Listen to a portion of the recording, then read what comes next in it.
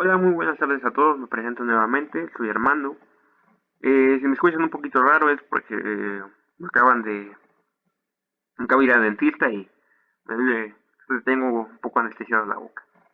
Bueno, dicho esto, vamos a empezar. El tema de la segunda unidad va a ser vectores y matrices, ¿vale? El tema de vectores y matrices es un tema bastante, por así llamarlo, complejo, pero vamos a procurar hacerlo lo más ameno posible, ¿vale? Eh, Aquí voy a dar un ejemplo de matrices, igual los dejo como tarea para ustedes buscar más ejemplos para que se familiaricen con el concepto, ¿vale? Porque a lo mejor aquí lo vamos a ver desde un enfoque un poco más abstracto. Sin embargo, los vectores son muy ocupados, ¿vale? De todos modos, vean este video, les va a ayudar, pero igual, si quieren buscar más sobre aplicaciones, yo les recomiendo mucho que vean a lo mejor un enfoque más físico como un libro en algún libro o alguna referencia de mecánica clásica. Ahí podrán encontrar algunas aplicaciones más fuertes sobre los vectores, ¿vale? Dicho esto, vamos a empezar. Eh, Primero que nada vamos a definir que hay dos tipos de vectores cuando hablamos en álgebra lineal. Existen los vectores de renglón y los vectores columna. Simplemente, al final de cuentas, de creo poder decir que representan lo mismo, simplemente la forma de escribirlo, ¿vale? Por ejemplo, vamos a empezar con un vector de renglón.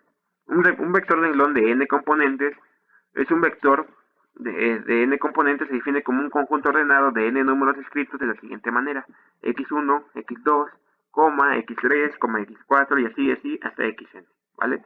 Pero nótese cómo está escrito. Simplemente es un arreglo de números, ¿vale? Así lo vamos a definir, un arreglo de números. Aquí podemos escribir un 2 o un 5 y aquí un 4 y un 3, pero y así continuar con ese arreglo. Eso al final de cuentas representa un vector. Ahorita vamos a ver sus aplicaciones, o sea, al final de cuentas vamos a ver. Pero quédense que con una escritura similar así, eso representa un vector. Un vector renglón. ¿Por qué un vector renglón? Porque está eh, horizontalmente, ¿vale? Los vectores columna no, los vectores columna están verticalmente, como lo vamos a ver aquí.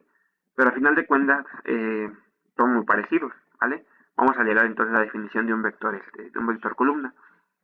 Un vector columna de n componentes es un conjunto ordenado de n números escritos de la siguiente manera: x1, x2, x3, x4 y así, hasta llegar a xn, ¿vale?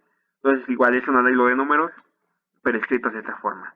Empiezas con la primera aquí arriba, la segunda aquí abajo y te continúas hasta el enésimo término, ¿no? Bueno, ¿cómo se le llaman a x1 y a x2 cuando se habla de vectores? Bueno, se le llaman componentes, ¿vale?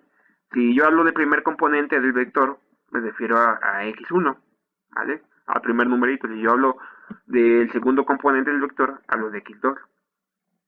Si yo quiero hablar de componente 74 del vector, pues hablaría de x74, ¿no? Por ejemplo, si quiero el término 74, hablaría de x. Digo, si quiero el componente 74 del vector, sería la variable x74, ¿vale? Bueno, continuando con esto, entonces xn se denomina el enésimo componente del vector, es la representación general de lo que estoy mencionando, ¿vale? Entonces, importante mencionar que los vectores tienen de dimensión n. Entonces, ¿qué es esto de dimensión n? Pues si por ejemplo aquí aparecieran solamente dos componentes, la dimensión sería 2. Ya dependería de cuántos componentes aparezcan en ese arreglo. Si aparecen 5 términos, entonces tendríamos dimensión de 5. Si aparecen n términos, entonces tendríamos una dimensión n, ¿vale? Como el caso general nuevamente. Si tenemos un componente, el vector tiene dimensión 1. Si tiene dos componentes, el vector tiene dimensión 2. Si tiene tres componentes, dimensión 3 y así hasta una dimensión n, ¿vale? Recuerden que n habla como en el caso de infinito, ¿vale? Bueno, y continuando con esto, cualquier vector cuyos elementos sean todos ceros se denomina vector cero. Si x1 es igual a 0, si x2 es igual a 0, si x3 es igual a 0, y así hasta xn que todos sean igual a 0, estaríamos hablando del vector 0, ¿vale? Un vector que en todos sus componentes son iguales a 0. Espero que no haya una duda, de todos modos vamos a ver aquí unos ejercicios y unos ejemplos. Primero vamos a partir con este. El fin de este ejercicio es identificar de qué tipo de vector estamos hablando y ver su dimensión. Aquí, primero que nada, esta forma, ¿está de forma horizontal o vertical? Claramente es horizontal. Entonces, como es horizontal, estamos hablando de un vector renglón. Bueno, ¿y de cuántos componentes? ¿Cuántos componentes tiene? Tiene dos componentes. Entonces, es un vector de dimensión 2, ¿vale? Es un vector renglón, pero es un vector con dimensión 2. Bueno, ahora, ¿estaba horizontal o vertical? Está vertical. Entonces estamos hablando de un vector columna. Un vector columna. Ahora, yo les pregunto, ¿de qué dimensión sería? ¿Cuántos componentes tenemos? 3. Entonces en este caso tenemos hasta x3 si le tomamos este ejemplo. Entonces, ¿cuánto valdría n? El subíndice n. El subíndice n valdría 3. Entonces tenemos una dimensión de 3. Entonces es un vector de dimensión 3.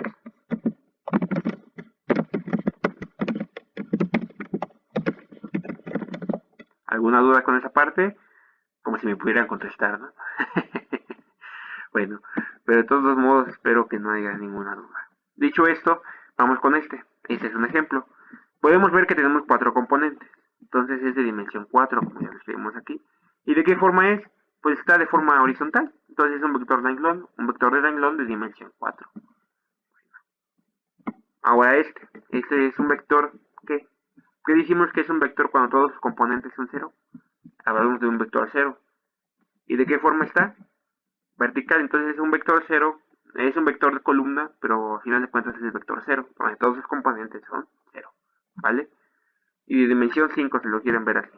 Bueno, y bueno, dicho esto, vamos a enunciar que todos los vectores, si se acuerdan, he sido muy enfático en que las matrices se representan con letras mayúsculas. Cuando hablamos así de arreglos donde indicamos que es igual a una letra y esta letra es mayúscula, como en este caso estamos hablando de matrices. Eso ya lo vimos cuando vimos una matriz aumentada le igualábamos una variable a y decía no es letra mayúscula, entonces hablamos de una matriz. Bueno, las letras minúsculas representan un vector, ¿vale? Con eso, letras mayúsculas matrices, letras minúsculas vectores. Bueno, ahora vamos a ver una aplicación de los vectores. Para esto, me gustaría que leyéramos este enunciado. Suponga que el jefe de compras de una fábrica debe ordenar cantidades diferentes de acero, aluminio, aceite y papel. Se puede mantener el control de las unidades al ordenar con un solo vector, donde a cada posición se le asocia algún tipo de material. Si pensamos en asociar en la primera posición la cantidad de acero, en la segunda posición la cantidad de aluminio, en la tercera posición la cantidad de aceite, en la cuarta posición la cantidad de papel, entonces el vector queda así. Recuerden, la primera que indica la cantidad de acero. El segundo componente indica la cantidad de aluminio. El tercer componente indica la cantidad de aceite y el cuarto componente la cantidad de papel. Bueno.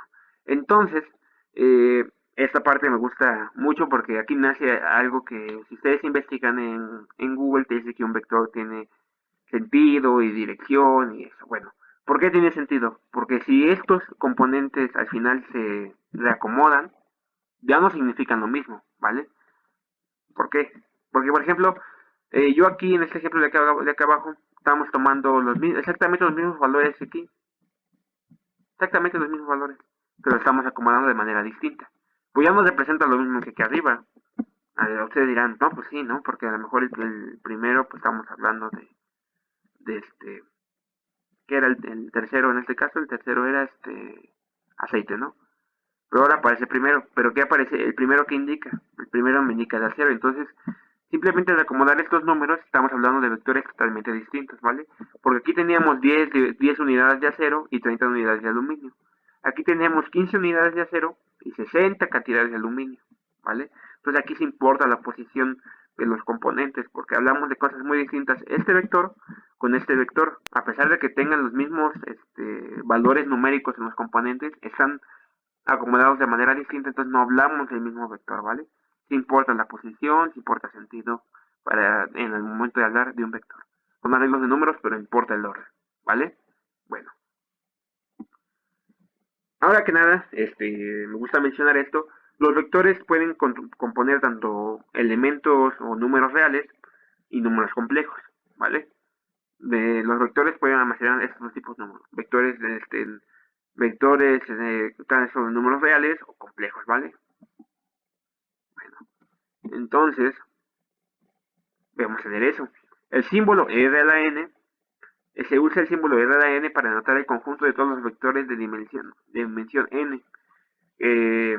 Aquí es bien escrito, A1, A2, AN, donde cada AI es un número real. Bueno, ¿qué estamos hablando aquí? Que está hablando de todos los vectores de dimensión n. En este caso nos representan todos los vectores con un vector columna donde sus componentes son números reales, ¿vale? Al final de cuentas es lo que indica esto. Un vector donde todos sus componentes son números reales. O sea, tiene hasta n términos, n componentes, pero todos los componentes son números reales, ¿vale? ¿Y qué indica el símbolo C a la n? Pues prácticamente lo mismo, pero ahora vamos a hablar de números complejos. Vamos a leer la definición. De manera similar se usa el símbolo C a la n para denotar el conjunto de todos los vectores de dimensión n, donde cada CI es un número complejo, ¿vale? CI pues habla de los componentes. Entonces este es un vector de dimensión n, ya puede tener hasta n componentes, pero aquí la característica que contiene números complejos. Bueno, los números complejos lo vamos a medio tocar, pero no la mayoría del curso se va a dar con números reales. Pero todo lo que se ve para números reales se puede aplicar con los complejos con una ligera variación, pero la idea es la misma, ¿vale? Entonces no se preocupen si dicen, es que no hemos visto números complejos. Todo lo que aprendemos aquí se aplica a números complejos, solamente cambia algunas cositas, pero muy elementales, ¿vale? Bueno, dicho esto, pues espero que estés siguiendo el curso. La próxima clase va a ser sobre matrices, ¿vale? De nuevo, algo más conceptual. Ya las aplicaciones de las matrices, pues yo creo que quedó claro con los videos anteriores. Bueno, todo lo que vimos las sesiones pasadas, pues en alguna aplicación, ¿vale? Bueno, dicho esto, hasta luego.